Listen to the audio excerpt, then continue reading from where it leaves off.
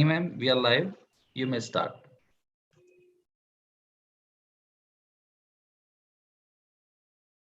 Please unmute yourself. So, good morning, everyone, and very pleasant morning to all of you. And we are very glad to have amongst us Professor K.M. Pati, who's joined us from Labasna, which is known as Lal Bahadur Shastri Institute of Training and Administration, and Masuri. And well, on behalf of Teaching Learning Center, let me take this wonderful opportunity to welcome you all to this August morning, wherein we are going to deliberate upon a very important theme, that is personal development and professional excellence. So moving on behalf of Teaching Learning Center of Ramanujan College, its director, Professor S.P. Agarwal, and also on behalf of program director of FIP6. And, I welcome you all to this session. And a very hearty welcome to you, sir. And thank you so much for agreeing to be with us this morning on Sunday. And as you all know, that this program is being coordinated, in collaboration with other 4 universities from across the country, including Assam University, Silchar, Davangere University, Karnataka, Maharishi Markandeshwar University, Himachal Pradesh, Islamic University of Science and Technology, Jammu and Kashmir. So, before I invite Professor Pati for his, a very meaningful engagement on this pertinent theme, let me take this opportunity to introduce him briefly to all of you. So, as I shared, Professor Pati is, currently associated with Labasna Masuri, and he is an educator, author, and consultant.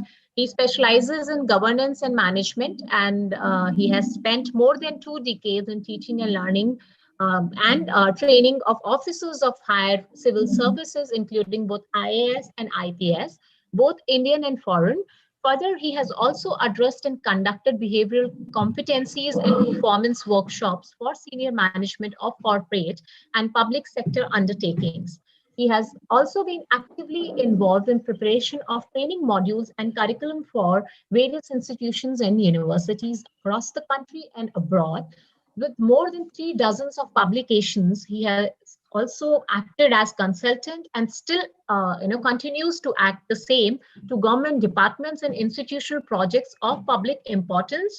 Over the years, he has delivered keynote addresses and lectures at prominent institutions, including many of the HRDCs, MHRD centers across the country. And I would want to name a few. He has been regularly training at Lal Bahadur Shastri National Academy of Administration, and also as a faculty there. He has also been, disseminating his, enlightening training sessions at Sardar Vallabhbhai Patel National Police Academy, Hyderabad, Bureau of Parliamentary Studies and Training, Parliament of India, New Delhi. Well, we are very, glad that we could have such, wonderful person for this session, because, as you see that, working in today's dynamic environment, is increasingly very challenging. And managing yourself efficiently, effectively, and working productively with others is very critical to our professional growth success. Wherein the personal is located, that is a bigger question. And for that, we are very glad to have Professor Pati with us. So over to you. Thank you so much. Rani, thank you so much. And thank you for the big introduction. And okay, so let's start. And I'll talk about personal development and professional excellence. And before I start, I'll share my mobile number with all of you. It's my WhatsApp number. And if you're watching me, if you're listening to me, you can text me, or you can, it's better you can WhatsApp me. My mobile number is 9810123649. I repeat, 9810123649. So you can WhatsApp me, and as the session goes on, I'll take your queries on WhatsApp itself. Since I shared my number, that will be better. And Rani said I'm going to deliberate. I'm not going to deliberate. I'll talk to all of you. because I mean, see, we're all in the same profession and we're all friends here. So I'll just talk to all of you. And when I say talk, so I like to listen to you all also. So when I say listening, I would like to listen to your text messages also as the session goes on. Okay, now today I plan to talk about a couple of things. Now I'll talk about personal development and professional excellence. Now, since these are the last few days of the FIB, so I'm sure you must have spoken a lot about professional skills or teaching skills. You must have had a lot of sessions on that. But why is it we never talk about self-growth? Now, as teachers, we are so focused on grooming the students and ensuring that the student succeeds. How about your own self-growth? You know, I've been teaching and training for more than 25 years. I have a couple of years to retire.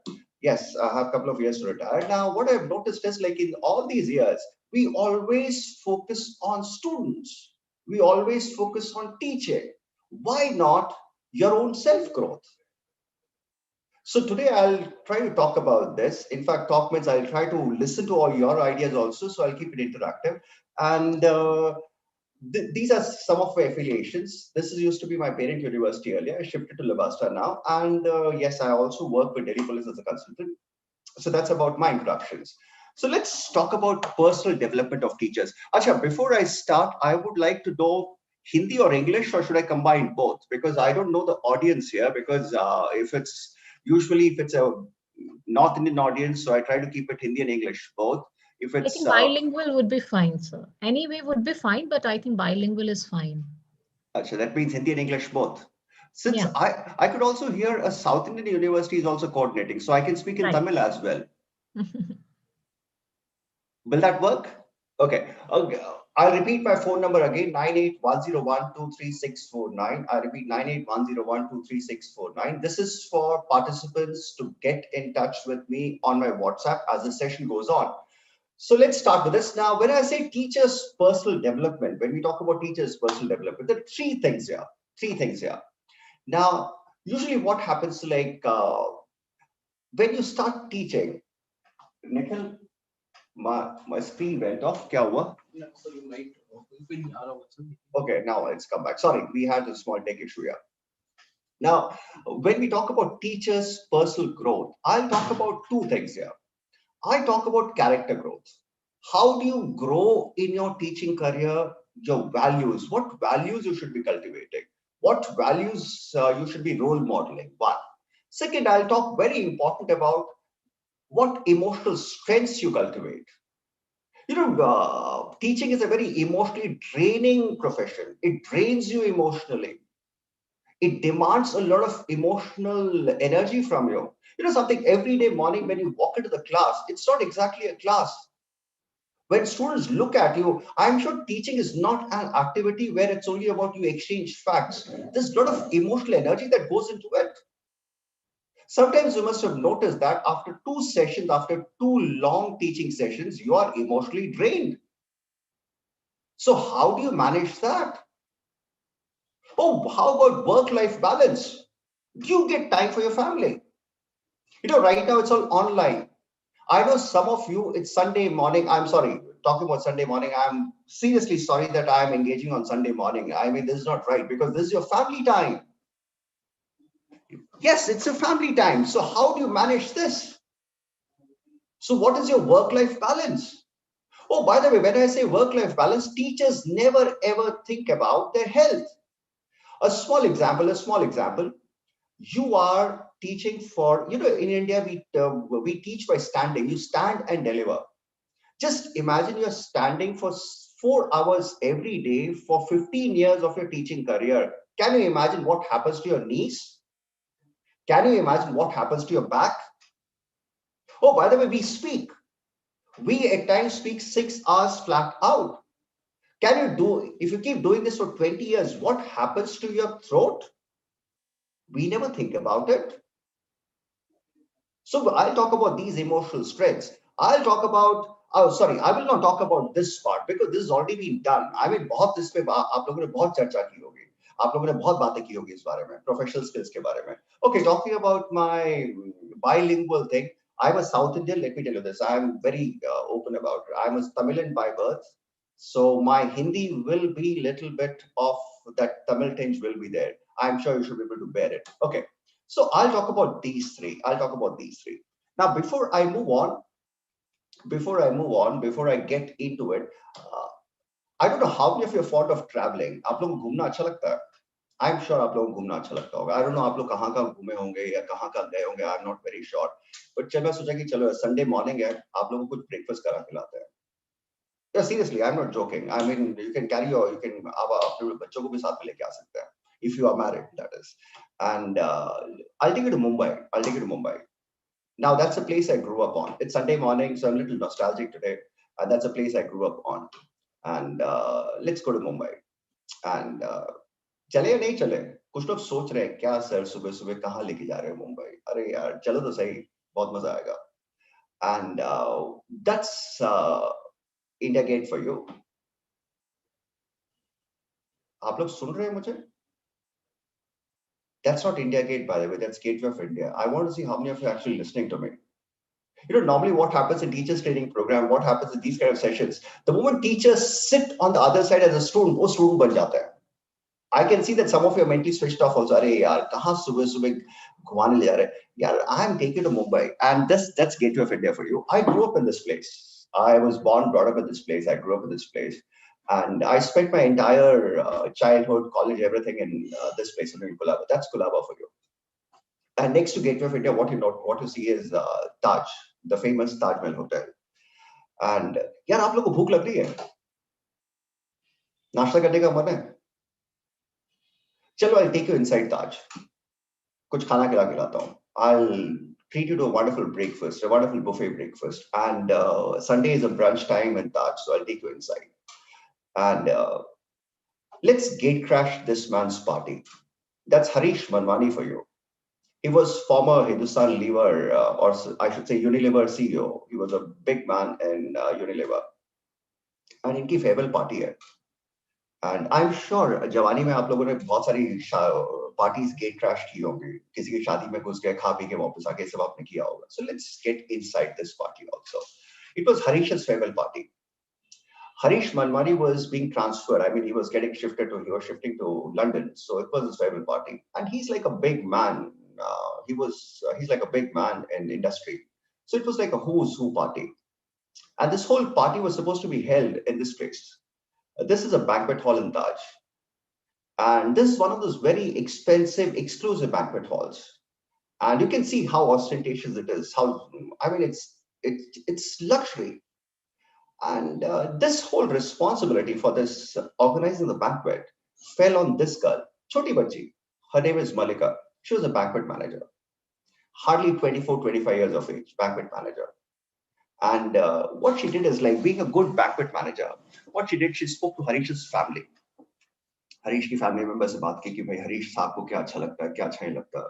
She spoke to Harish's friends, what they like, what they don't like. And finally, after talking to everybody, उसने बहुत अच्छा सा menu तैयार किया, खाने का, starters का, wine, all, because it was a farewell party, right? So wine, starters, everything was curated. And after curating it, she got it approved also. And after getting it approved from Harish's family, the party started. The party arrived. Now, that's a venue for you. 8:30, 9 के आसपास लोग आने शुरू हुए. आप भी पहुंचे वहां पर. आप भी हैं वहां पर. You are also welcomed. 9 o'clock के आसपास, 9:15, 9 o'clock के आसपास, जब लोग थोड़े आ गए थे, starters was served. Wine made the rounds. And after a couple of rounds of wine, people start giving farewell speeches. I hope you know, in India, alcohol is the best spoken English. Alcohol के बाद आपकी English सुधर जाती है. So लोगों ने, they started speaking. They started. Okay, fine, Rani, I got the message. So it started off. So after a couple of rounds of wine, people start giving the speeches. Now, as people start giving the speeches, now suddenly in between, there was a huge burst of crackers, huge noise of crackers. Now, hearing the noise, Harish was a little disturbed. What the hell is happening? What is happening? So he went to Malika and asked her, like, what is happening? And if you see the picture very carefully, on one side of the banquet hall, you have big windows. Now those windows open into the sea. Those windows open into the sea. And since it was like evening time, Arabian Sea, lovely breeze coming in, it's quite nice. So that's why she had left the windows open.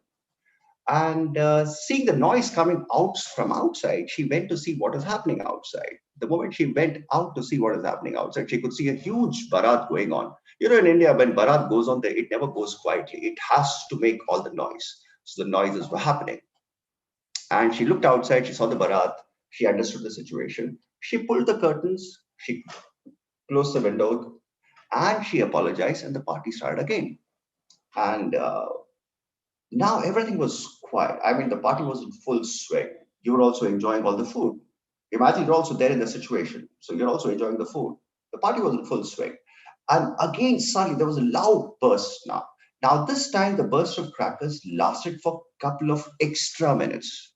Now, Harish was very angry. Why? Because it was disturbing the party completely. Now, he went. Now, this is Harish for you. He went and told Malika what is happening. Of course, it was his party. Now, Malika was little worried now. Why? Because she could understand that the things are going completely out of hand. She apologized. She told Harish sir that I will check and get back.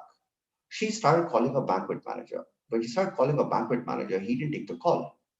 So she realized that she had to go out and check what exactly is happening. So she moved out. She moved out. She told her crew to take care of things and she just stepped out of the banquet hall. The moment she stepped out of the banquet hall, this was the sight that greeted her. The moment she stepped out, she could see the entire Taj lobby is deserted. There's nobody there.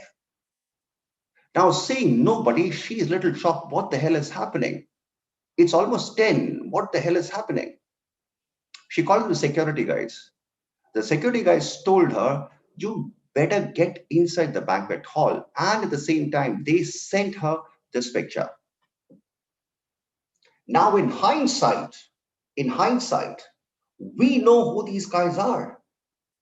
But at that moment, this girl did not know who these guys are. She just knew there are a couple of gunmen who are loose. That's it. Instead of getting scared, she knew that she had some responsibility at hand. She went inside, she went back to the banquet hall, and she called Harish on one side and said, sir, we have a situation. We have a couple of gunmen loose here. And I have a couple of requests, not instructions, couple of requests. The first request, what she said is, the first request I have is like, I want everybody to get under the table. And please avoid the chandeliers. One. Second, I'm going to switch off the lights. I'm going to switch off the lights. And please don't make any noise. And I will ensure that you guys will go out alive. Now, after settling every guest, she instructed the crew to ensure that everybody is well fed, they're taken care of. And she was wondering what is to be done. She went to the window again just to see what is happening outside. And when she went to the window, she could see a huge queue. I mean, huge huge line of police, gypsies, and fire brigades. Seeing the fire brigade, she had this idea: why not coordinate with them and evacuate the guests through the windows? Now she started evacuating the guests through the windows, and one by one she was evacuating. Now, when she was evacuating her guests like this, the news cameras, news channels in India, they were flashing the same messages on the TV. When this was happening, the moment this happened, inside those gunmen also got the message that people are escaping.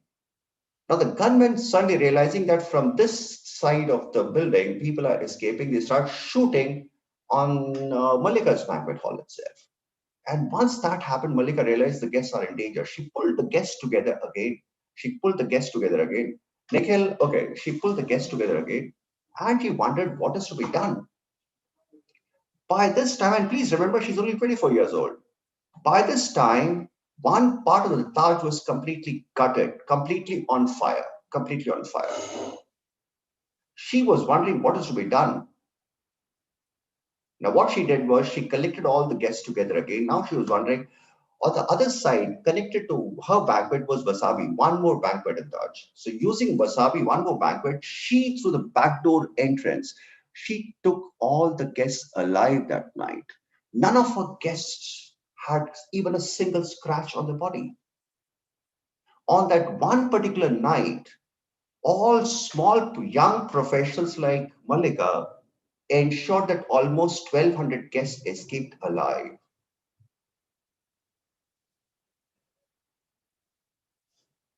Now, if you notice something, this is what is emotional strength. Can you imagine the young girl's emotional strength? It's not crisis, it's an emotional situation. Can you imagine that she handling, connecting with the senior people? Can you imagine a young girl? Can you imagine her emotional strength? Can you imagine her character strengths? She didn't go to any big leadership school. She didn't have a PhD. She didn't have a PhD. But can you imagine her emotional strength? Can you imagine her relational skills? Can you imagine how she could control the whole bloody thing? And the best part is she ensured that all her guests escaped alive. And let me tell you something, no catering college teaches you this. Nobody teaches you this. Now, that is what I'm talking about personal development is all about. Personal development is something which is added to your professional skills. So professional skills aside, you need to develop as a person also. So when I say developing as a person, you need to develop your emotional strengths also. Oh, as a teacher, have you explored your social skills? As a teacher, have you ever explored your social skills? As a teacher, have you ever explored your emotional strengths? As a teacher, have you ever explored your value strengths? Oh, what values we cultivate? Oh, what values you practice? Have you ever thought about these questions? You know, what is interesting about we as teachers is, see, I've been teaching for more than 25 years. And what I've seen is we are so much into teaching, we are so much into practicing things, we never ever realize what skills I'm developing for my own self. Have you ever thought about enriching your own life? We are talking about enriching the student's life. How about enriching your own life? Have you ever thought, do you have a self-growth plan? You know, we have a career plan, but how about self-growth? Are you satisfied? You know, I have seen a lot of teachers after 25 years of teaching or faggot in the career, they are very dissatisfied. Why? Because they never grew. Oh, research is fine. That is your academic strengths. You have 10 patents, that's fine. But how about being satisfied at the end? How about your self-growth? So I'll talk about these things today. And again, I'm repeating my number. My number is 9810123649. I would like to take your queries as the session goes on. 9810123649. I know you may be posting queries on WhatsApp, but I would like to take it on on YouTube, but I would like to take it on my WhatsApp itself. So let's talk about social emotional skills. When I say social skills, there are two things here. You know what, after today's session, I'm sure you should have a personal growth plan also. It's not about being a good teacher, it's also about your own personal growth. You know, a couple of years back, the whole concept of personal development came in. A couple of years back, I was in Singapore. Singapore has something called civil services colleges. I was there for some time. And that's where I realized that they had personal development classes for teachers, school teachers, personal growth plans. They used to give them individual personal growth plans. So after today's session, even I want all of you who are listening to me to have a personal growth plan, because I'm very sure some of you are just starting your teaching career. So why not? Okay, when I say social skills, the first social skill is your relationship skills. When I say relationship, teachers always presume that the relationship is only with the students. No. How about relationship with your colleagues? How about relationship with your senior teachers? How about relationship with admin staff? What exactly are the relationship you develop? You know something, you are spending at least 8 hours a day in college campus. So what are the relationship skills you develop in the process? Relationship skills, communication. How do you communicate, by the way? Are you a good communicator? You know, we can teach, but how about communication? I'll talk about communication briefly today because I'm sure you must have had a session on this. And the next one, how do you handle conflict? When you enter into a staff room, I'm very sure, see, I'll be very candid with all of you.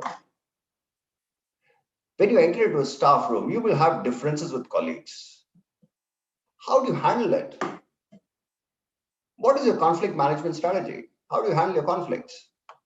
But I want participants to give me answers. I want answers. I want your opinions. So that's why I shared my WhatsApp number. It's not going to be one way. I'm not here just to talk to you. I'm here to listen to you also. So I would like to listen. I want to see how do you handle conflict. We'll talk about this. I want to see, can you work in a team? Is it your own career or is it institutional growth? Can you lead a team? Can you work in a team? Are you a team player? Are you a team player? Then we'll talk about some emotional skills. The first emotional skill I want to talk about is how aware are you about your emotional strengths? What is your emotional weakness? You know, I've seen something. Some teachers are over empathetic. You empathize with students, but you go blind. Oh God, that is wrong. Some people, oh, okay, fine. I mean, as teachers, we are supposed to handhold students, but the handholding can go to a great extent. Why do that? Oh, some teachers are prone to anger. How do you manage that?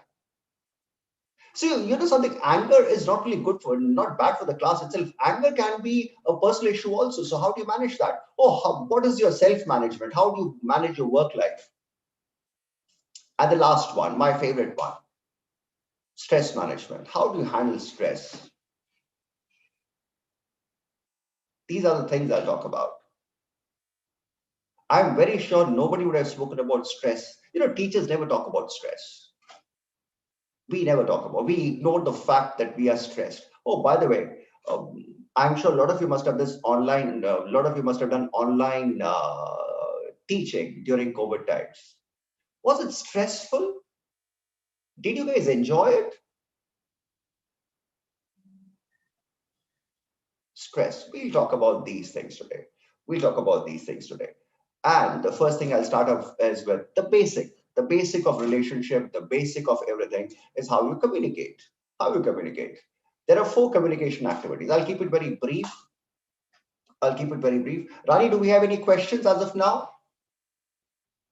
No, sir, not yet. Not yet. Okay. Are they there? Yeah, they are there on the YouTube live.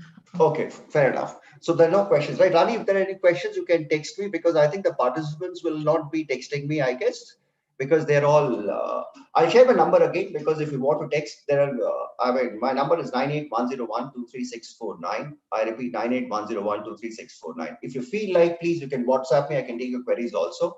Okay. Yes. Okay. Now, when I talk about communication, there are 4 communication activities. One is reading, one is writing, one is speaking, and one is listening. These are the 4 communication activities. Yes, I have the first message. Okay, we are coming to that. Guys, I have the first message. Thanks. Who's this? Okay, this is Gulzar. Gulzar, good morning. Gulzar, thanks for writing in. And Gulzar talks about stress here. Gulzar, I'll take your point a little later. Gulzar, thank you for writing in. Anybody else? I just have the first message. Gulzar, thank you so much. And Gulzar, where are you from? Okay, so there are 4 communication activities: reading, writing, speaking, and listening. Now, if you notice something, throughout a college, throughout our education career, our own personal education career, I'll keep myself as an example. I'm sure it's the same with you all also. Our whole education system is focused on reading and writing. You read for an exam, you write an exam. Nobody teaches you how to speak. Nobody teaches you how to listen. And when I say 2 of the biggest skills, 2 of the biggest social skills, okay, I have one more. Okay, now, great. Okay, Alok, good morning. Alok Tiwari, good morning. Alok says, how how to avoid stress, guys. So the issue is all about stress. Gulzar also talks about stress. Alok also talks about stress. Gulzar, you're from Kashmir. Okay, nice.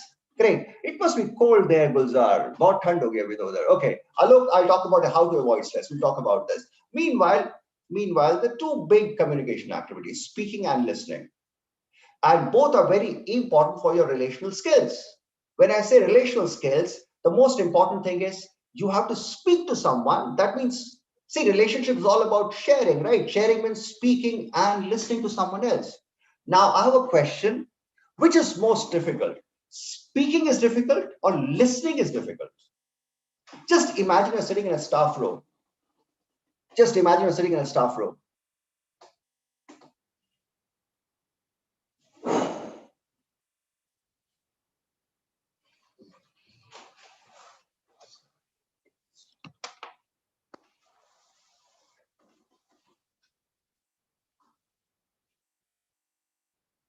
Okay, I have a couple of questions. Okay, thanks a lot. Thanks a lot. Okay. How to avoid unexpected power. Okay, I have a lot of queries only on stress. Great. But anyway, we'll continue. Thanks, Rani, for posting it. Acha, guys, you are troubling Rani unnecessarily. You can text me. I know a lot of you are texting on YouTube and Rani has to take a screenshot and send it to me. You can directly WhatsApp me. Again, I'm sharing my number 9810123649. You know what happens is if you can WhatsApp me your queries, I can respond after the session is over also. I repeat, if you WhatsApp me your queries, I can respond after the session is over also. 9810123649. Right. Okay.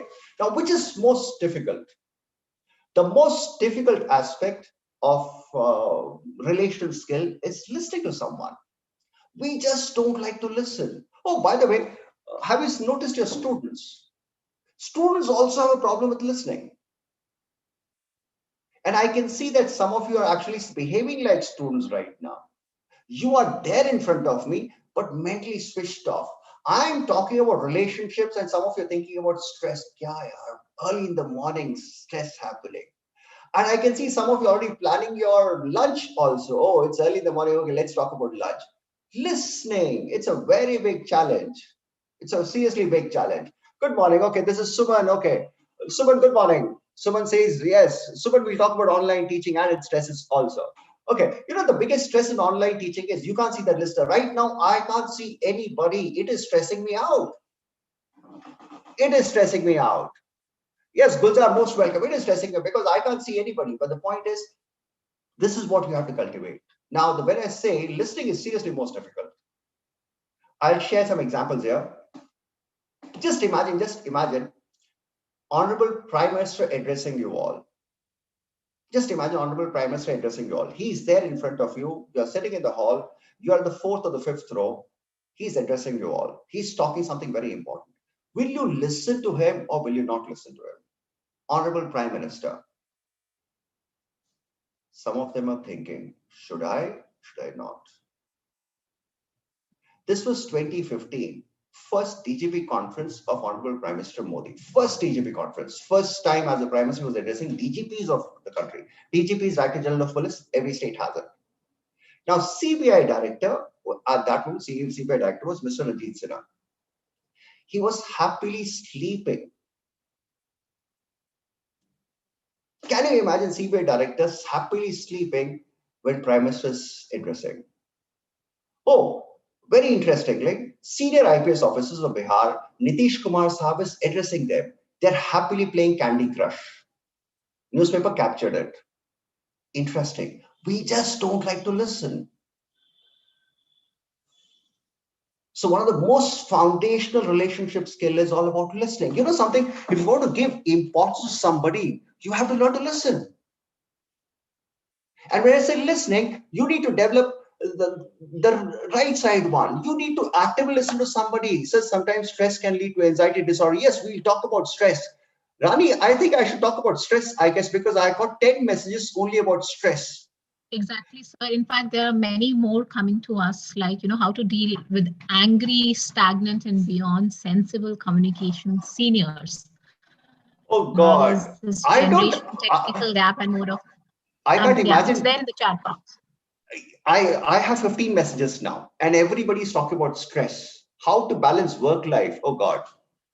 I think I'll individually give you answers. Acha, again, I'm sharing my number with all of you. You can message me your query. See, my session will be short. It's almost 10:40 now, under 1 hour maximum.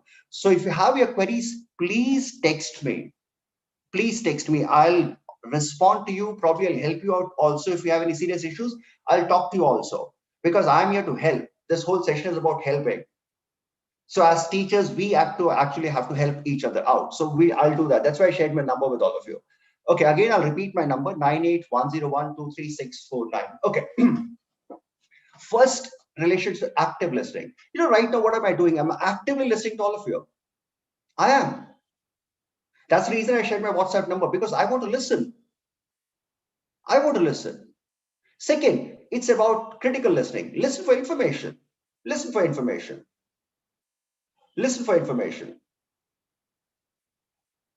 So these are the two big listening skills you need to have. And okay, the first one is active listening. Learn to practice active listening in your personal life also. That's the first critical skill you need to develop on.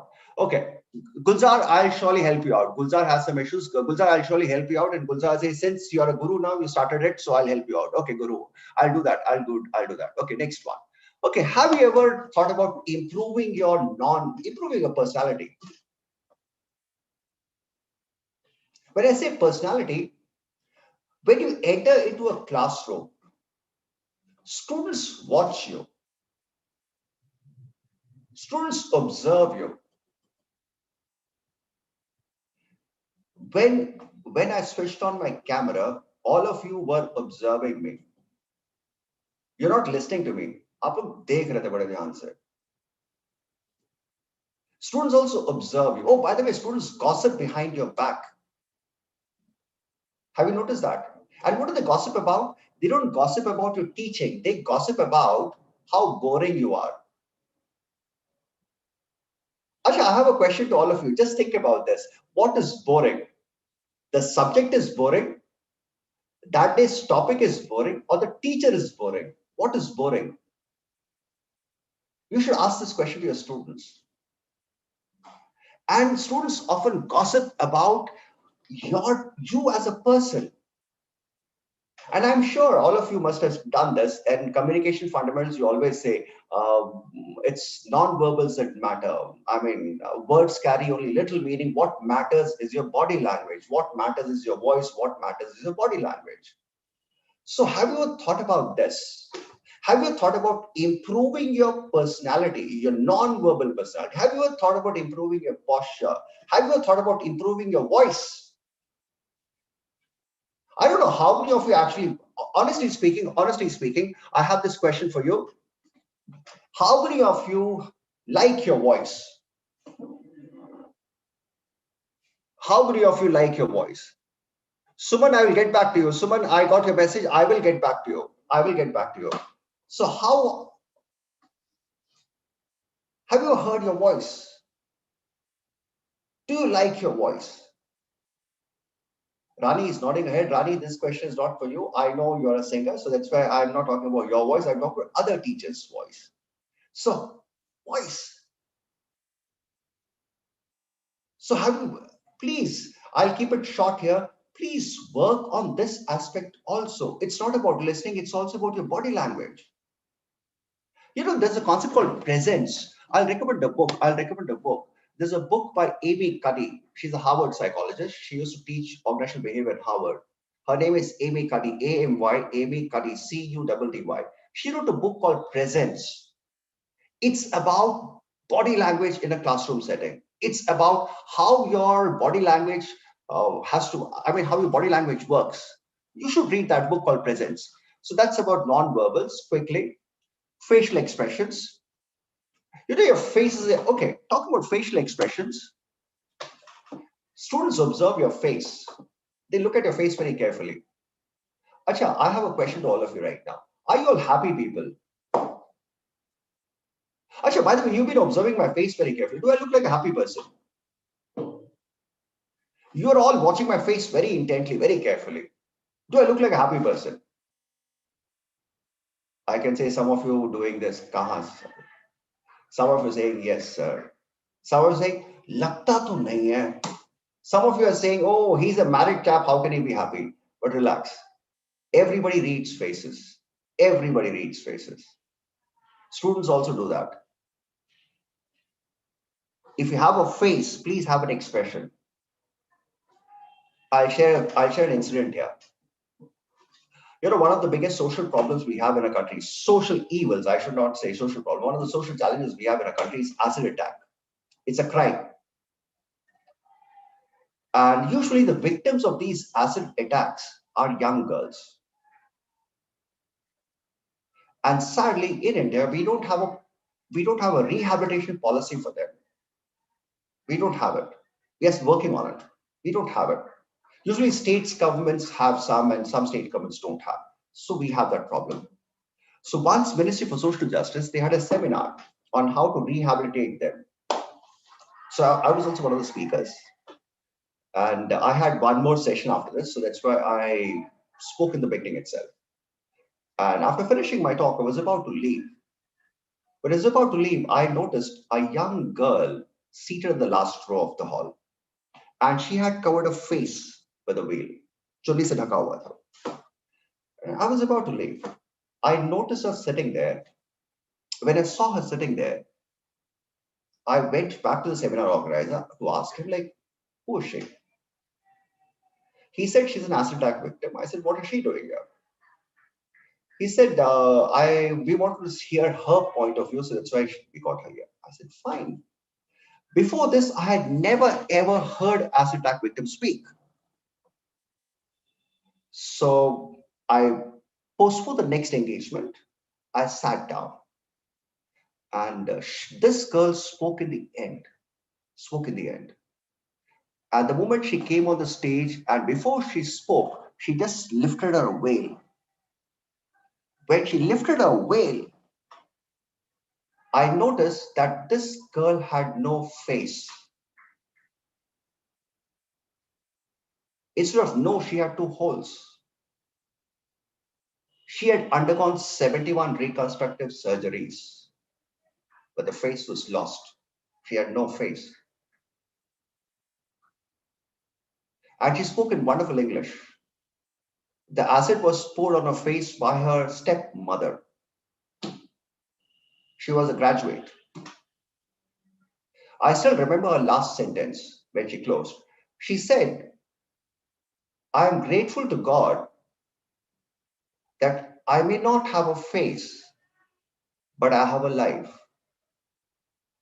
But all of you sitting in front of me have a face and a life, but sadly, your face has no expressions.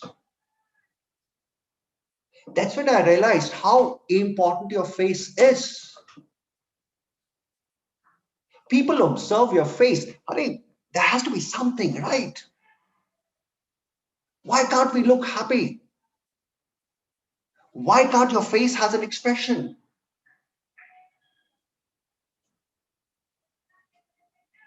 You know, people observe facial expressions.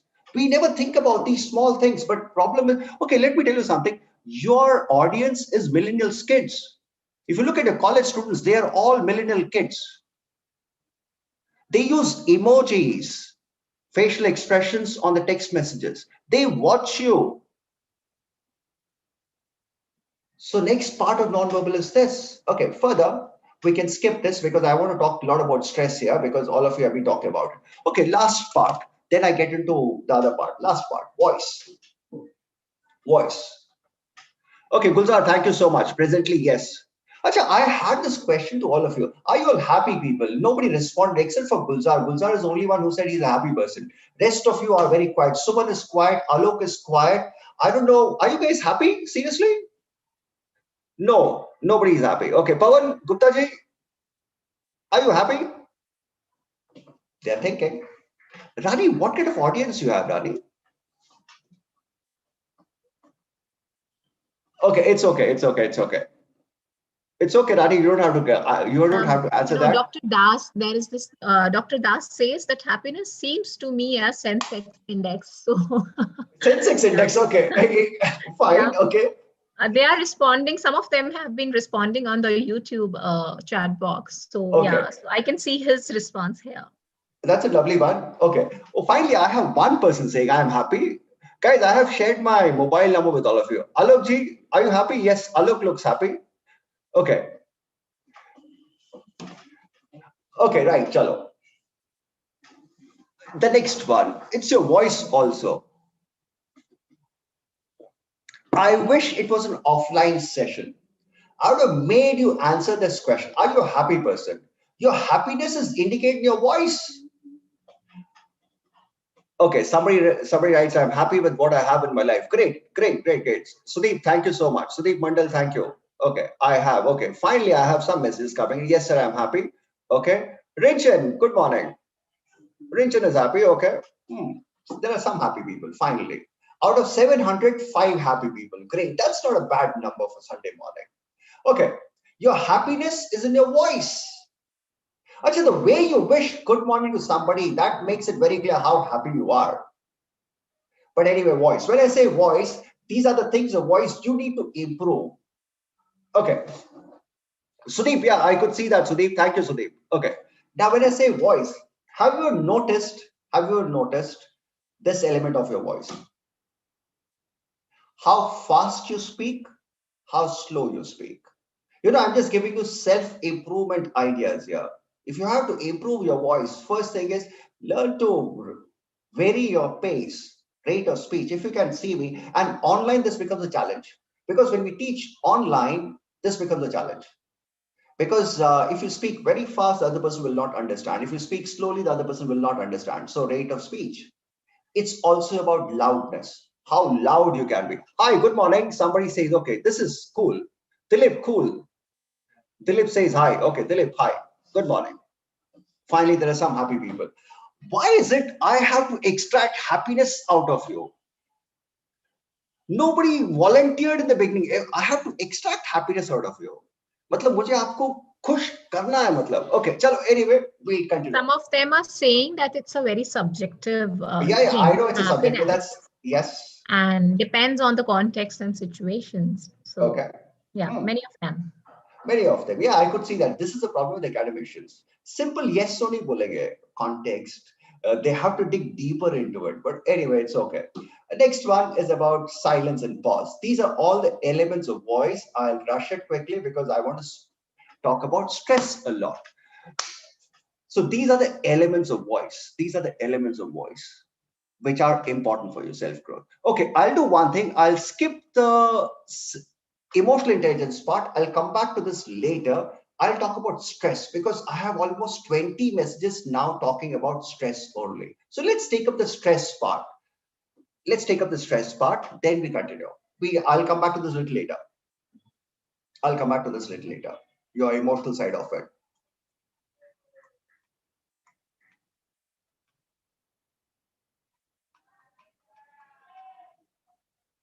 Okay, stress. Let's talk about this. This is on public demand.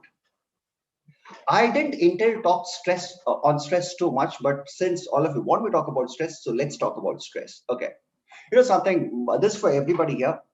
COVID times when you started going online, when you started teaching online, one big factor that started off was stress.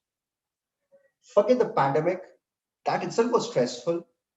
But a new kind of a teaching, as Gulzar wrote, what was stressing for him during pandemic was no infrastructure and you have to teach online. There's no bandwidth and you teach online. You know what? Right now, I'm not sitting at home and doing this session. I had to come down to Ramanujam Institute to do this session. Why? Because I have broadband issues in my place.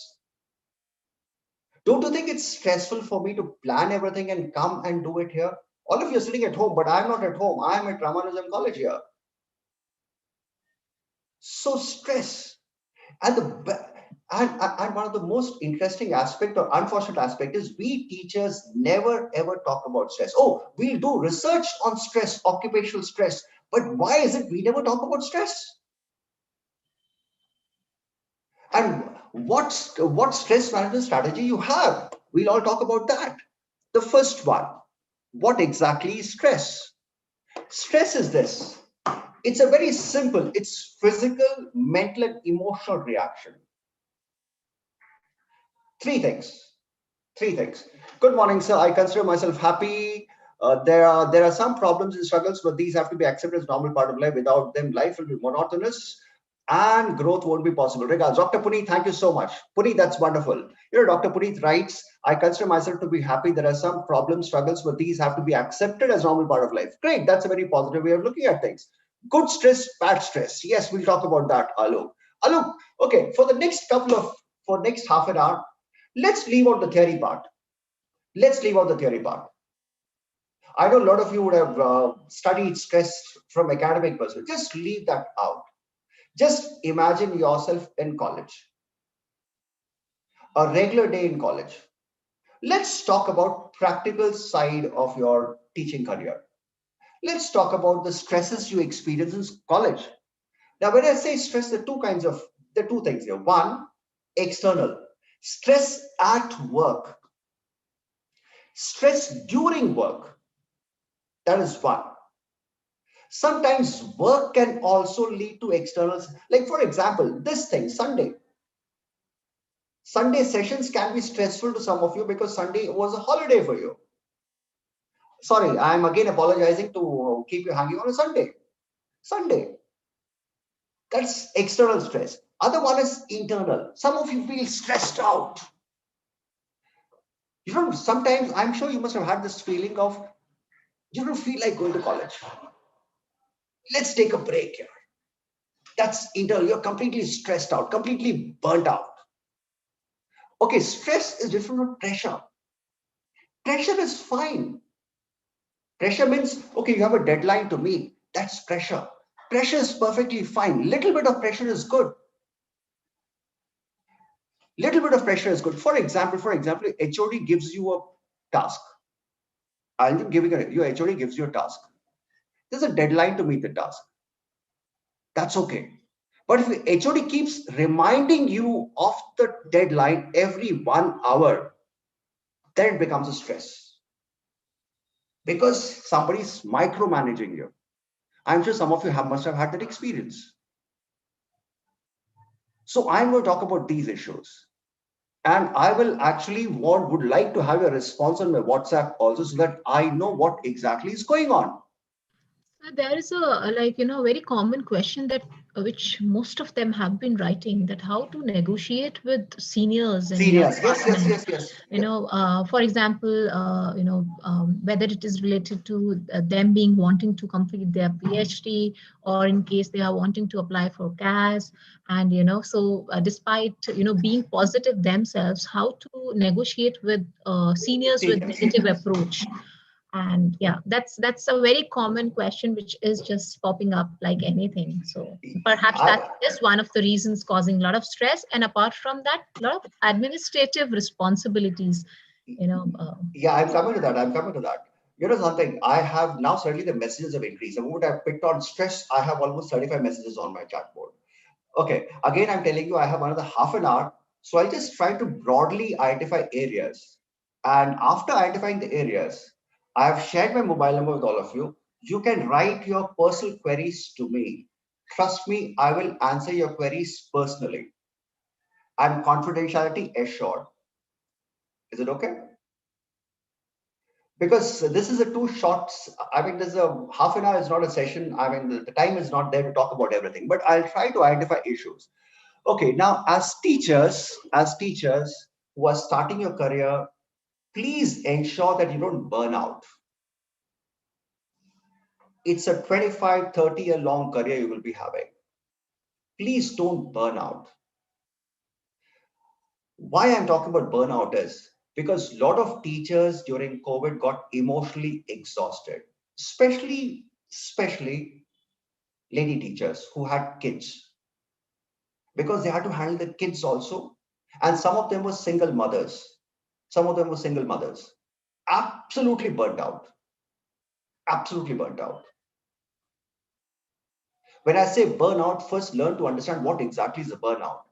You may suffer from burnout at any stage of your career. It's not about towards the end. It can be any stage of the career. The first sign of burnout is this. You're emotionally exhausted. Look at the word emotion. I've been talking about emotions since morning. You know, teaching is a very emotionally draining profession. It exhausts you emotionally. Sometimes you get so stressed out in the college that you don't have any energy to interact with kids at home. Sometimes you're so drained that you don't feel like talking to anybody at home. That is emotional exhaustion. And please remember, never ever, the moment you have that feeling, please take it easy, because this is what will kill you. You know, one of the teachers' biggest health issue is stress. So first sign of a burnout is that emotional. Sir, could you please kindly suggest personal development courses, maybe online? Yes, Gulzar, I'll do that. Gulzar, I have your messages.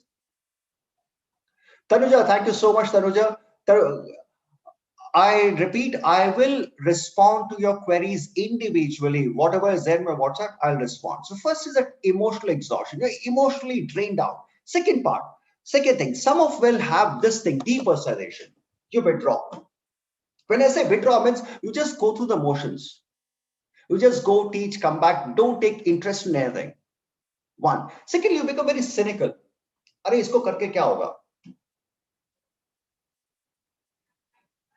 So you completely lose interest.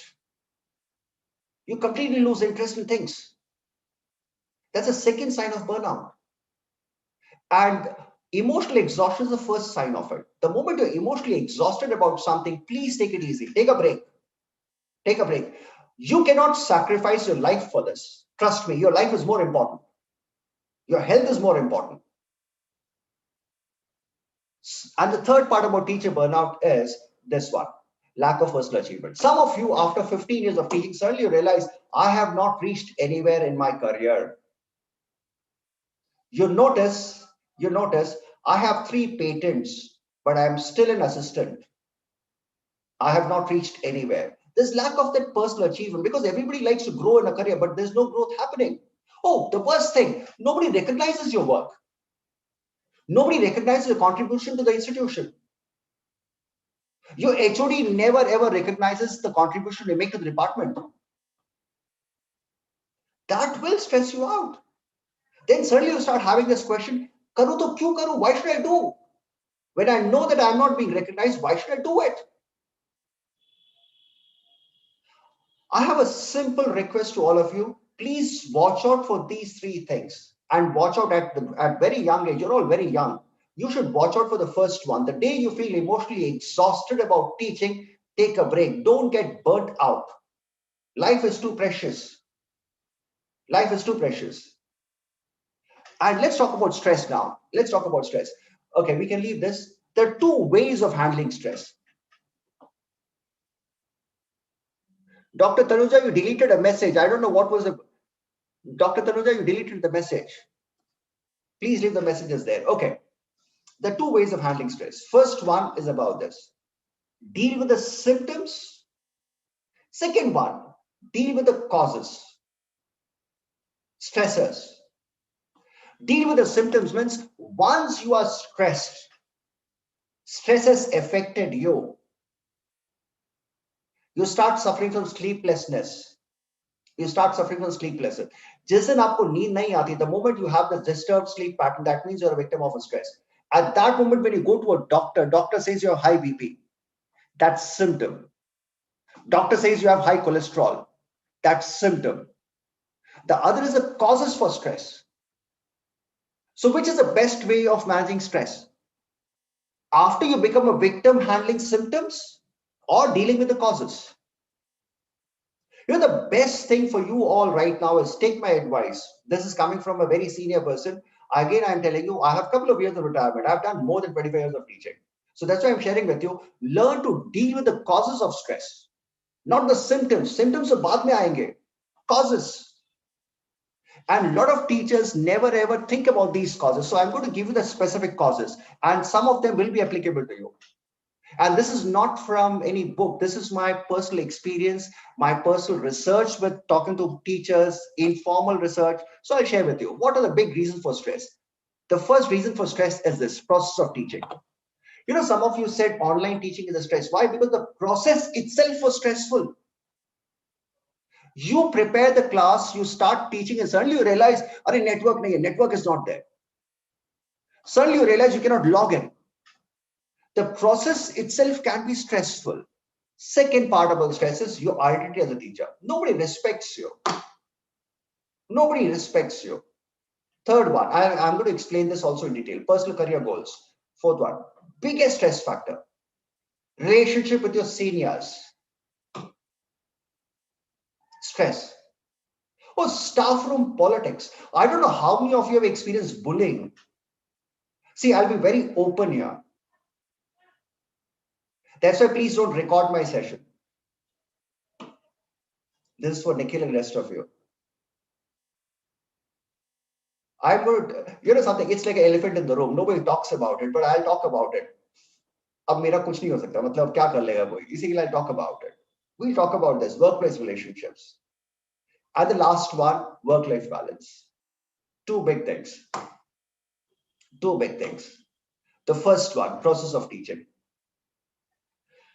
Gulzar started this. Gulzar, this is especially for you. You're not given the resources and you're to teach. I was addressing a similar kind of a online workshop for teachers, and one of the teachers said, "Sir, I don't have the resources to buy a laptop." Fine, even if I buy a laptop, my broadband bill has gone up. Nobody gives me money for the broadband. Why should I spend money from my pocket? Already my salary is very low. Actually, talking about salary, just a thought. In every election, we have election manifestos. In every budget, we don't have anything for teachers anywhere. We talk about improving education system. What about teachers here? Have you ever seen any political party talk about teachers? Can you find one sentence for teachers in election manifesto? In budget, just point out any sentence for teachers. They'll talk about teachers training. How about other things about teacher? Okay, but anyway, so first thing, we are given responsibility. Or sometimes you are given courses that is not your core competency.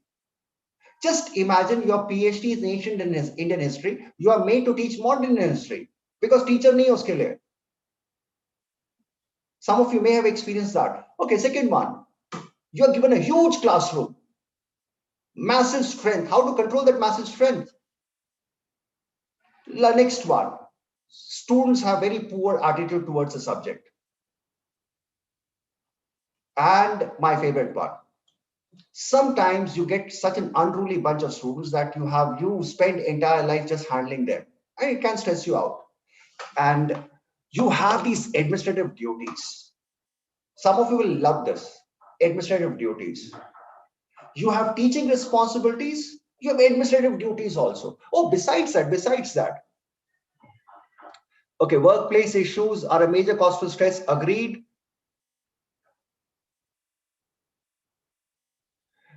Dr. Rishti, I will get back to you. Dr. Rishti, I will get back to you. I will get back to you. Don't worry. I got your message. I'll get back to you. Okay. Guys, I have Damayanti. I'll get back to you. Damayanti, I will get back to you. Thank you for the message. I will get back to all your messages. Okay. Academic processes can be very over. Okay. Achha, I don't know how many of you enjoy the extra duties that is given to you. Besides academic, the extra duty can be organizing college function. Leave out the exam duties. College function, department this. What? And you're not paid overtime for it. It can be seriously daunting. It can seriously be daunting. And the next one, your identity as a teacher. Your identity as a teacher. One of the biggest problems you have is, Acha, are you happy being a teacher? This whole profession of teaching. You know, a lot of us start the career as a teacher with we enjoy to start with, oh yes, I'm a university teacher, great, good. But as career goes on, are you happy with that identity? In society, are we respected? Do students respect you? In public, are we valued? Is our contribution valued? That's one big issue. Teachers should be valued, but are we valued? And comes the last part, your personal career goals. After 10 years, suddenly you start feeling stressed about your personal career goals. You will. Why? Because suddenly you feel, oh, I have not reached anywhere. And one of the biggest stress factor is the second one. Okay, let me take you into the campus now. I'm sure you must have friends or colleagues in your campus who are seen in almost all the pictures. When you go and see the staff room notice board photographs, you will see this particular person everywhere. Principal के साथ मिलेंगे, VIP guest के साथ he'll be there. He is visible everywhere. He is visible everywhere. He will be there in every function. He will not be good in teaching, but he gets promoted. Why? Because he's seen everywhere. And suddenly when you see such people getting promoted, you feel, oh God, what the hell? Because you don't like to be seen, you like to do your work. But suddenly you notice that there is this person who is seen everywhere and he's the one who's promoted. And you feel, what the hell is happening? That is what a self-promotion. You are a wonderful researcher. You have all the research papers. But the point is, you will see the people who are seen everywhere. They are the ones who get ahead in life. That frustrates you. That seriously frustrates you. Because that's the time you suddenly start questioning yourself. I'm sure I'm sure you can recall such people. Kuch log aise hote hain, you should be able to recall such people who are seen everywhere. Okay, next one, workplace relationship. Okay, I'm going to devote some time here. I have another 15 minutes to go. So let's see. And meanwhile, again, I'm requesting you can send me messages to my WhatsApp number. I'll take all your problems and I'll respond to it there, because responding everything here will be difficult. Why? Because they're short of time. Workplace relationship. The first one is there are three kinds of relationship. Please understand the dynamics, and all the three can be stress factors. First one is the relationship with students. What kind of relationship you have with students? And first one, because students are the immediate stakeholders, because you spend a lot of time with them. So some of the students can be actual issues with you. So that is one. Okay, next one, relationship with your superiors, peers, and subordinates. Three things. Relationship with your superiors. Achha, all of you have spoken only about stresses involving superiors. How about your own colleagues, peers? You never talk about it. A couple of them have mentioned about their colleagues. Yeah. मेरे पास सब खाली superiors के आए हैं. Peers So नहीं आए. YouTube पे they are writing simultaneously, so perhaps they've not. Yeah. Achha, well, you can please tell them to send the queries here so that I can respond after the class gets over, because I will not be able to see those queries. Okay, last one is how about your relationship with subordinates? When I say subordinates, administrators, sometimes office staff can freak you out. Seriously freak you out. For example, I'll just give an example. I'll keep it fictitious, but I'll just give an example of it. There is an assistant professor. He took a sports team for a sports event. He was given a certain budget by the college. He went there, finished the event, came back. He submitted the accounts to the department, to the accountant in the college. This accounts clerk, after scrutinizing the whole vouchers and everything, iske paise kaat liye. They said this is not sanctioned expenditure. Uske paise cut gaye. And the worst thing is, like, it was debited from his salary, because he said this shouldn't have been spent by you. So these small things can be a problem. Subordinates. When I say subordinates, sometimes office staff can be a serious issue with you. They have their own trip. Oh, by the way, office people, you cannot tell them anything also because they have a separate union. If something happens, it goes to the union directly. So all these things, subordinates. Oh, lab assistants can be at times be a serious nuisance for you guys, lab assistants. So I'm just giving an example of it. Last one, it's about this. What is the relationship with the institution? You're contributing to the institution, but does the institution recognize you? You teach in a college, you're contributing to the institution. You're contributing to the image of the institution. Does the institution recognize you? A lot of you must be teaching in private colleges. Does the management recognize your contribution? Do they respect, do they value you? These are all the three kinds of relationship. And the first one I'll take up is, the most important one I'll take up is this one. Colleagues. First one is lack of reciprocity. You are helping a colleague. In return, you expect the colleague to help you. That is one. It's a team, right? Instead of helping you out, the person creates a problem. So that is one. Second one, which I want to talk about, is harassment. How many of you have experienced harassment? You don't have to tell me the specifics, but how many of you have experienced harassment?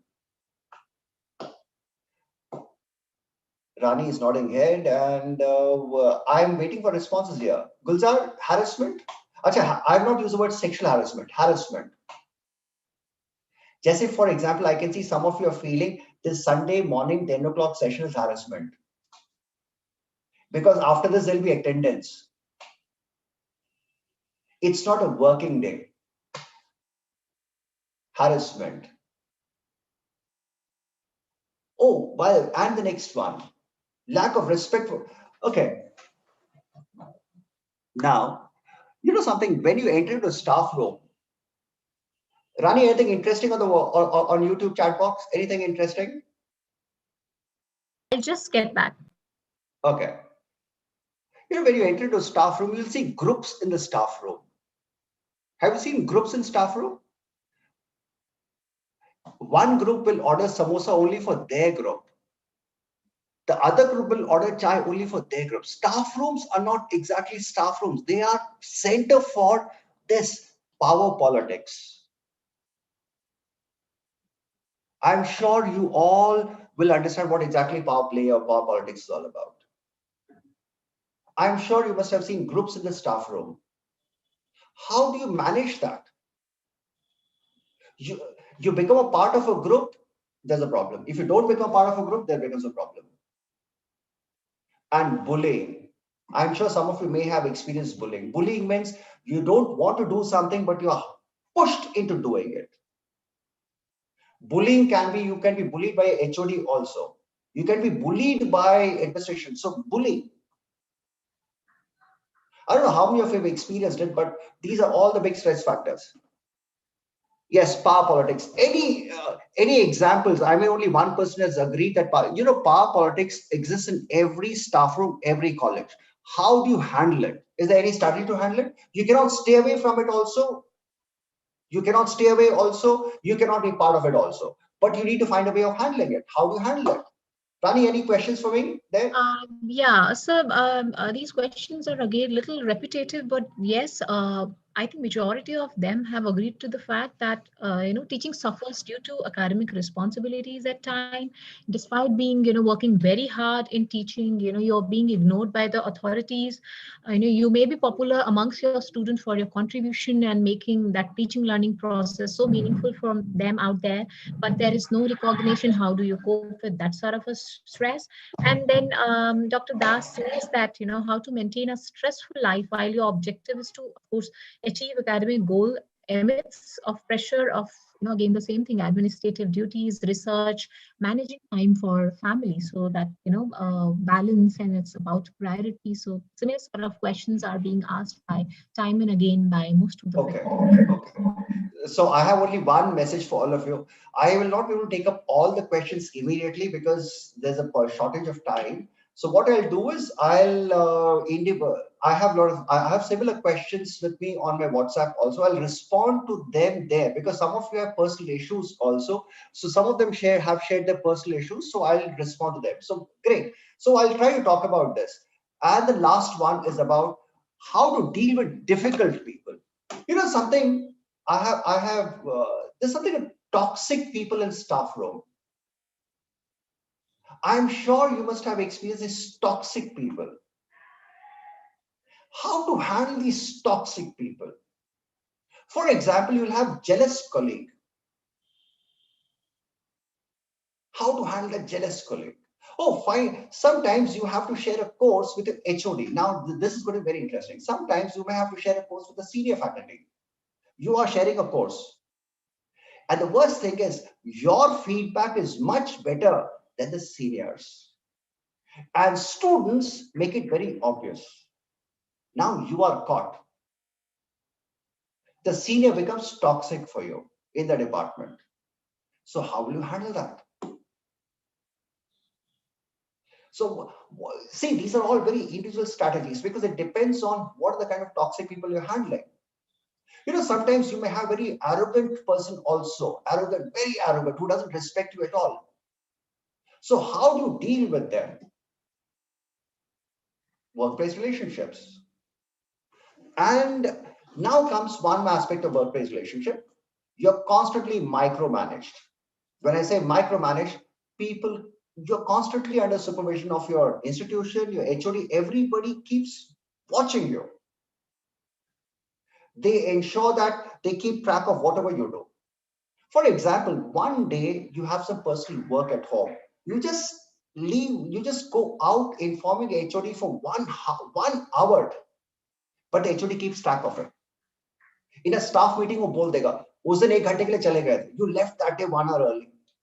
Come on, I have a life. You're constantly under observation. Next one is you're undervalued in this. You're nowhere in the institutional hierarchy. When I say institutional hierarchy, that means there's a departmental function. Nobody sends you an invite. Nobody sends you an invite. You're nowhere. So that is what is undervaluing the institutional hierarchy is all about. And the last one, sexual harassment. I don't need to talk about it. All of you will know about it. I'm sure you must have had sessions on this also. How to handle boss who takes professional comments, their personal issues and stuff. Okay, now. All right, chalo. I have a small web link at the bottom. Okay, I have a small suggestion and I want your opinion also.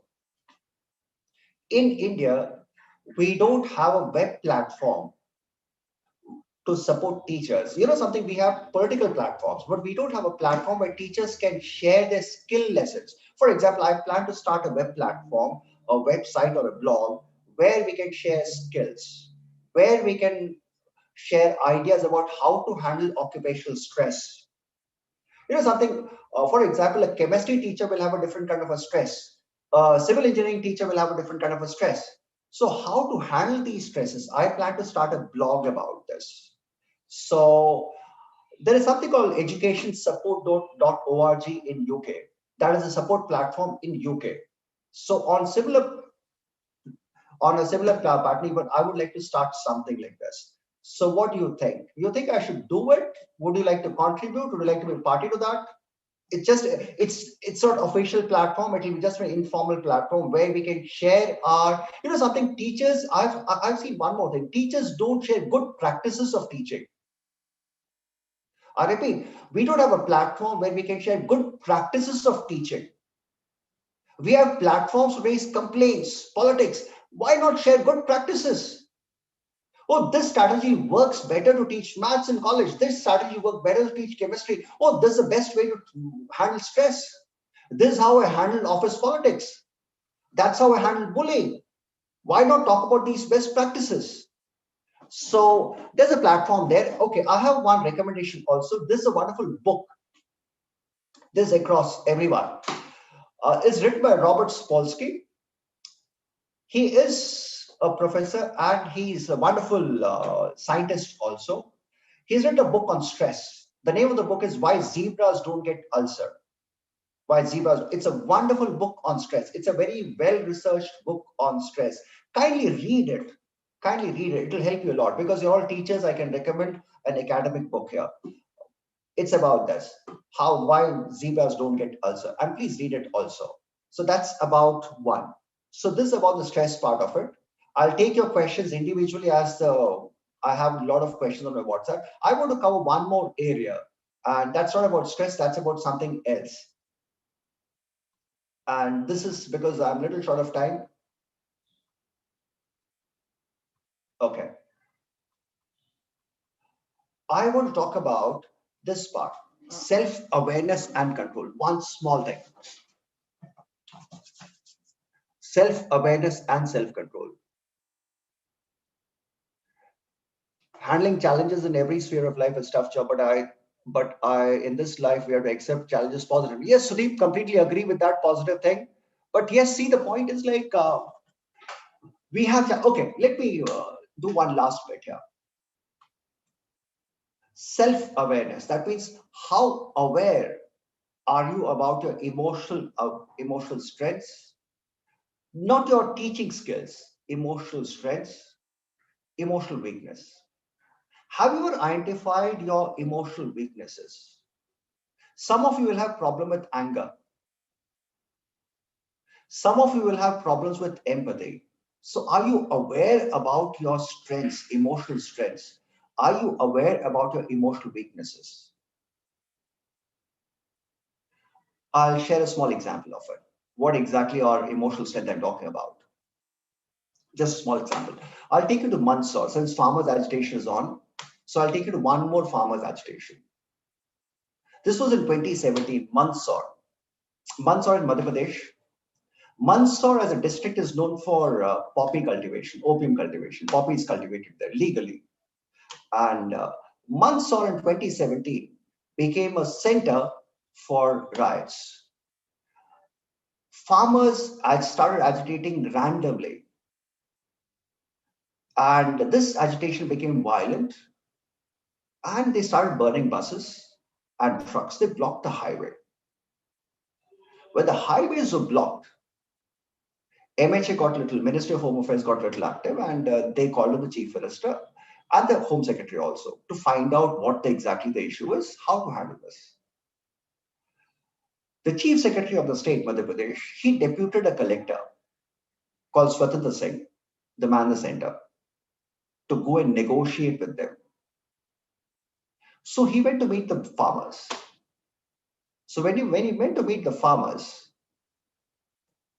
he could see, he spent 20-25 minutes with them there. He could see that the farmers had no unity in their agendas. They were speaking randomly. So suddenly realized there's no point talking to them much. Why? Because they don't have a specific demand here. So he just told them very politely, very politely, he said, I have heard your complaints. I'll come back to you. Seeing that, he just turned back and he was going back to his car. And you can see in the picture that he had his personal bodyguards along with him. Personal security officer was along with him. He just turned back and he was going towards the car. As he was about to reach the car, suddenly somebody from the mob, somebody from the crowd, he just came from behind and gave him one tight slap on his head. Can you imagine? I'm the collector. I'm walking back to my car. Somebody comes and gives me a tight slap on my head. Now, seeing him hit, one of the gunmen there, he just pulled out his service revolver just to take control over the situation. But the collector at that moment, he just looked at the gunman and told him to keep the gun inside. Now, just imagine, he was provoked like anything. Provoked. But that man controlled everything. Had he just given order to this gunman to shoot, things would have gone ugly. Probably they would have been lynched. Now, that's the thing I want to talk about with you all. How do you handle provocations? Students provoke you. Your colleagues may provoke you. How do you handle the provocation?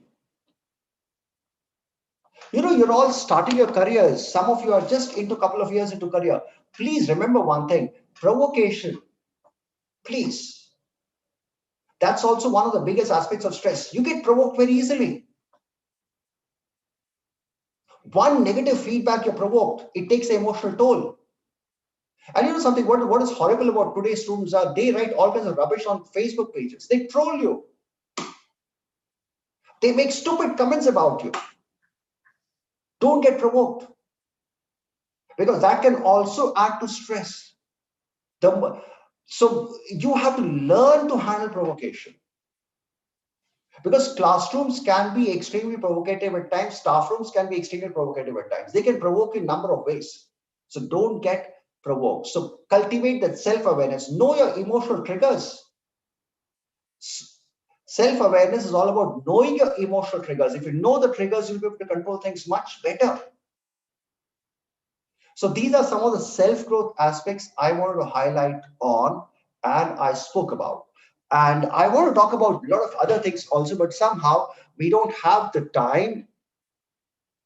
Yes, I have Hitesh, I will get back to your question. Okay, these are the 5 emotional skills which a teacher should cultivate. And I'm quoting a book by Travis Bradbury. This specific teachers. First one, handling conflicts. You have to learn to handle conflicts. Actually, let me add something here. You know, I have spent a lot of time with administrative officers, with police officers, but I feel teaching is the most dynamic of all the professions. Most dynamic, because every class is a new dynamic. Every class will create a new kind of a situation for you every day. And we never even know where the conflicts come from. When I say conflicts, it can be difference of opinion, it can be whatever, but you have to learn to tolerate them. And please focus. And I have a request, please take your health seriously, occupational health seriously. You learn to nurse your health, nurse your voice, and at the same time focus on your career. And the third one, egos. You know, some of the teachers have big issues with egos. So please keep your egos under check and try to win trust, try to be likable, and very important, toxic people. Okay, I have a request also. Do I need to share the PPT with all of you? I think we have some interesting messages, Rani, and it's 11:30 exactly.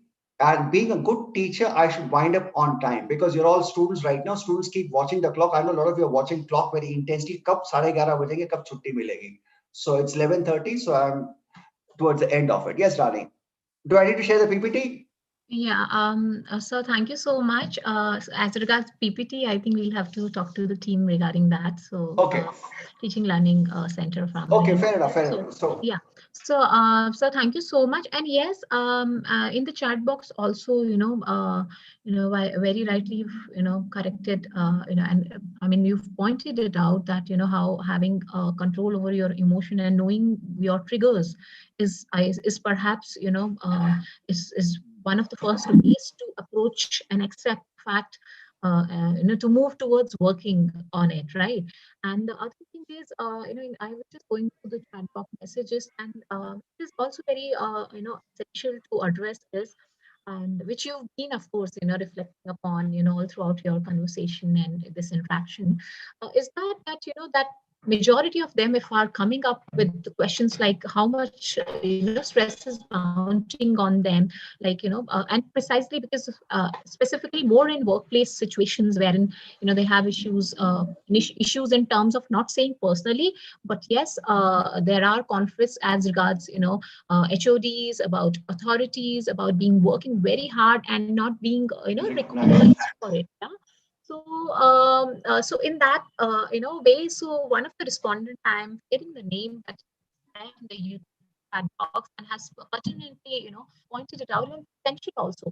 But it points out that that so many of us are agreeing to one particular fact of having a lot of stress because of all this is a fundamental question. It raises this fundamental question that is there any how the admin work. It's important to also reflect on how the admin is working, and perhaps there is like problem in the working of the administration that ways, right? So, and I also do agree with that. And then many of them have, of course, agreed and have congratulated you for, really, talking about, how to, control your own emotions initially. And then few of them are also wanting to know about the empathy factor. If you could, if you could reflect on that, what sort of an empathy one is expecting in academic sphere. So perhaps, as you've said that you would be individually, getting in touch with them. I think that's very, for I and not only that you've been talking about stress management all this while, but I think the way you have approached the whole session implicates an approach of an academic, a true academic. Reaching out to your learners, reaching out to, people you are in touch with, for that matter, to colleagues as well. And I do agree. So nothing is like, it's easy said than being done. So thank you so much, sir, for, such, wonderful, interaction. And, and at times I, as an individual, also feel venting out is also very important. Venting it out, accepting. So, getting in harmony with your own self is the first way to, negotiate with conflicts in life. True. Yeah. Yeah. So thank you Right. so much, sir. Yeah. It's a pleasure. I know it was a short session and there's a lot of things to talk about, but I'm glad that you people were there, and thank you all for listening. And my apologies again to ruin your Sunday, but I hope it was worth it. And I have messages. I'll surely respond to your individual WhatsApps also as the session goes on. And I shared my WhatsApp number with all of you. Please feel free to get in touch. And that will be all from my side. And probably I'm not sure, probably I may see you sometime in your career ahead in some session somewhere or in some program somewhere. So that will be all from my side. Thank you all. Ashish wants to say something? Sir, thank you so much. Yeah, Ashish ji is, also from the Teaching Learning Center. And sir, on the, yeah, he wants to thank you. And in fact, on the behalf of the, whole team of Teaching Learning Center, Ramanujan College, they are doing a tremendous, work. They are training teachers from across the country, and that too, deciding on to, taking up themes which touches each one of us, which normally we do not talk about. I happen to know many of, people have interacted with being located in a training center. First of all, accepting the fact that you are under stress becomes a stigma many a times, because we feel that, reaching out for help would mean you have some mental illness. That means. So in fact, I remember one of the, message from the chat box. One of the faculty members said that, perhaps the only way out to, to work on your stress is taking rest. But while amidst you apply for leaves, they are being cancelled. They do get cancelled because of some administrative work, NAC accreditation work, etc. But then how do you cope up with that? So there was somebody, so in confirmation, that faculty member said that, could you suggest some ways of managing stress without taking any vacation, without taking any leave? So it does have lot to say to us, but I think the first step towards it would be accepting your stress, taking a break, and then perhaps talking to yourself becomes the is very important in the idea of well-being and managing and coping the stress. Yes. And reaching out. For example, we have Professor Pati with us, and so glad that you've openly, shared your number, which people at times, would not want to do. And I'm glad that they are going to get in touch with you. So first step towards, coping with your stress would be reaching out, doing away with the fact or the myth that reaching out would mean a sort of a stigma. So yeah, so here that's what one can facilitate in the in the process as a human being and as a academic. So thank you so much, sir, on the behalf of the whole center, on the behalf of respected principal, Professor S.P. Agarwal of Ramanujan College, and who also happens to be director of this TLC center, and also on the behalf of Dr. Nikhil Rajput, the program director of FIP6, and Ashish is also here, and it's the whole team, Shipra, Ashish ji, and Nikhil Rajput sir, and I'm sorry if I'm forgetting anyone in the, so it's a whole team which has taken up this initiative of really doing meaningful work through these training programs. And also I am thankful to you on the behalf of participating universities who are in collaboration doing this program. Thank you so much, sir.